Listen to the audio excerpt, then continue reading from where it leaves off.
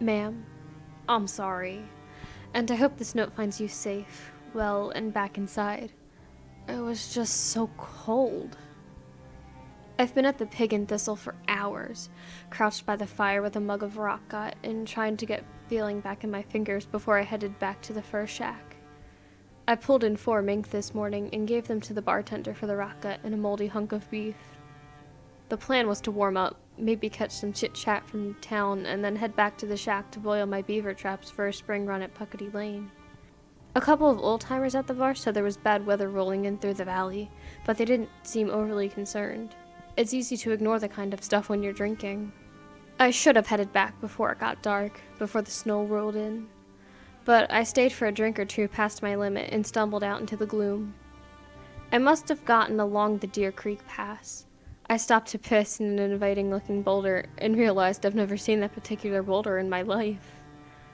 By that time, the rock gut coat was wearing thin, and I was just so cold. My fingers were useless again. I knew I had to find shelter.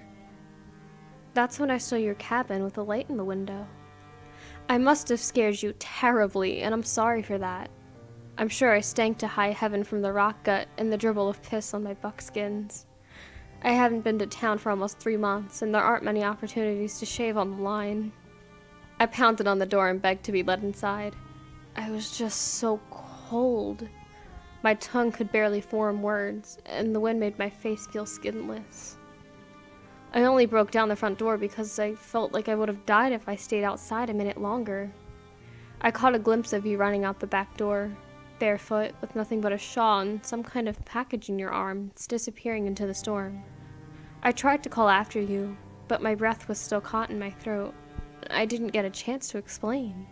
I'm going to keep the fire stroked and maybe help myself to the hard cider I found in the pantry. I hope you come home soon. And, judging by the empty crib still rocking in the corner, your son does too. I'll stay up as late as I can and keep the house warm. I hope you find the courage to come back tonight and take shelter. The thought of you caught out there in the storm fills me with dread. I know what it's like to be cold. Again, I'm sorry. I was just so cold.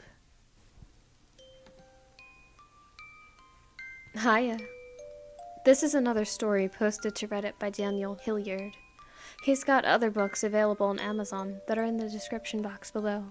Thanks for watching.